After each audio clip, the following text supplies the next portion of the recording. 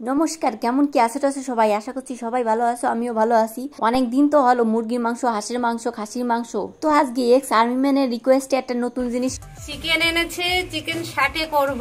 তো তোমরা কি বুঝতে পারছো কি জিনিস? আসলে আজকে হবে আছে চিকেন সাটে রেসিপি। তো শোনো আজকের ব্যাপারটা। সকাল সকাল শ্বশুরমশাই গেছে বাজারেতে আসে ব্যাগটা রাখার পর এমনি আমি ব্যাগে মাছ টাছ কি আনছে বের করতে গেছি।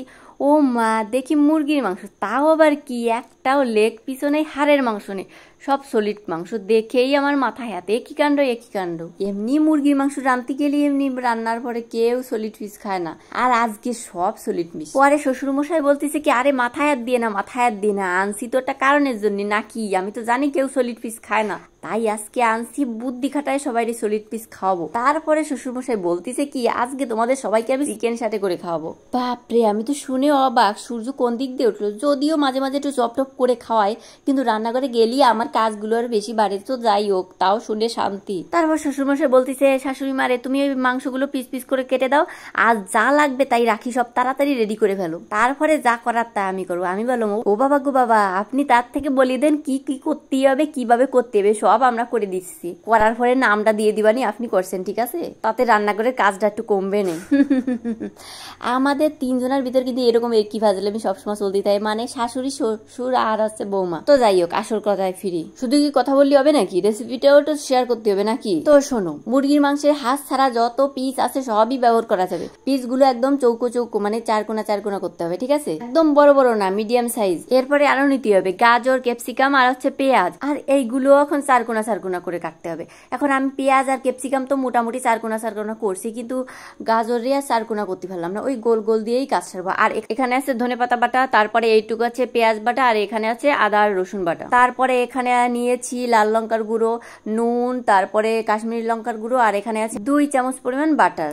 আরো নিয়েছিলাম চাট মশলা, টমেটো সস, তারপরে সয়া সস, সবই নিয়েছিলাম। মানে ঘরে ফ্রিজে যা যা ছিল সবই দিয়ে দিছি, সমস্যা নাই, এত কিছু কিন্তু দেওয়া লাগে না। আর হ্যাঁ, এখানে কিন্তু প্রসেসিং শুরু হয়ে গেছে। আর আমি কিন্তু আগে আর একটু প্রসেস কমপ্লিট করে রেখেছিলাম। মাংসটাকে 2 চামচ পরিমাণ টক দই আর সাথে লেবুর রস দিয়ে সুন্দর করে মেখে রেখে দিয়েছিলাম ঢেকে। আর শোনো, আমি যে যে মশলাপাতির কথা বলছি সেগুলো তো দেখছি, আর সাথে গোলমরিচের গুঁড়ো, তারপরে আর দিছে হলুদ আর লবণ, ঠিক আছে? এ দিয়ে মাখবে। আর লাস্টে দেবে হচ্ছে কর্নফ্লাওয়ার। কর্নফ্লাওয়ার এখানে আনা হয়েছিল না, তাই আমার চোখে পড়েনি, বলতে ভুলে গেছিলাম। এরপরে দেবে হচ্ছে কর্নফ্লাওয়ার। আর এখন এই যে মা হলুদ, লবণ, চাট মশলা, সব সস, তারপরে যত যা যা আছে সব একসাথে মাখবে। আর ওই যে সবজি কেটে রাখছিলাম তাও কিন্তু দিয়ে এর সাথে একবারে ঘটন দিচ্ছে, মানে সবগুলো মশলা টশলা দিয়ে সব একবারে মাখতে হবে। আমার শাশুড়ি মায়ের এভাবে মশলা মাখা দেখি আমার হাতে জ্বালা দেওয়া শুরু করে দিয়েছি। এমনিই জাল দেখলে আমার হাতে জ্বালা দেয়, আর এইখানে মা তো মাখছে কিভাবে। তো যাই হোক, তারপরে লাস্টে কিন্তু ওই কর্নফ্লাওয়ারটা দিল, তাও কিন্তু বেশি না, অল্প পরিমাণ। আর লাস্টে দিয়ে দিচ্ছে বাটার। 2 চামচ তো নিয়েছিল, কিন্তু 2 চামচ দেয়নি, একটু কম দিয়েছে।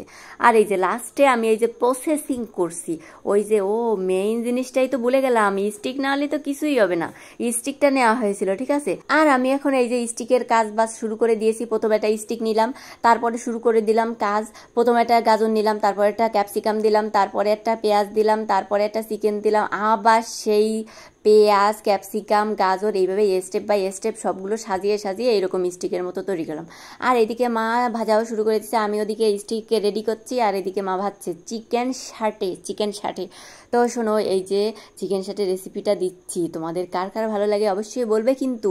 আর এই যে চিকেন সাটেটা কিন্তু হেভি হয়েছিল। আর এই যে নামাচ্ছে তার আগে আবার খাওয়াও হয়ে যাচ্ছে, এই যে নামাচ্ছে আবার খাওয়া হয়ে যাচ্ছে। ও মা, এর ভিতর দেখি এবার সারথিকা কেউ চলে আসছে। আমি বললাম, ও বাবা, তুমি এবার কোথা থেকে গন্ধ পেয়ে চলে আসলা? বলে কি, তোমরা এই যে নিজেরা করে করে খাচ্ছ, আমাকে বলো নাই, এটা কি ঠিক করেছো? তাই আমি সুন্দর করে সাজিয়ে টাজিয়ে একটা প্লেটে দিলাম, বললাম কি খেয়ে বলো কেমন হয়েছে। তো কাকি কি বললো শুনে নাও। হেভি হয়েছে। বলে কি হেভি হয়েছে, যাক। তারপরে মাকে দিয়ে বললাম, মা তুমি একটু খেয়ে বলো কেমন হয়েছে, তাড়াতাড়ি তাড়াতাড়ি।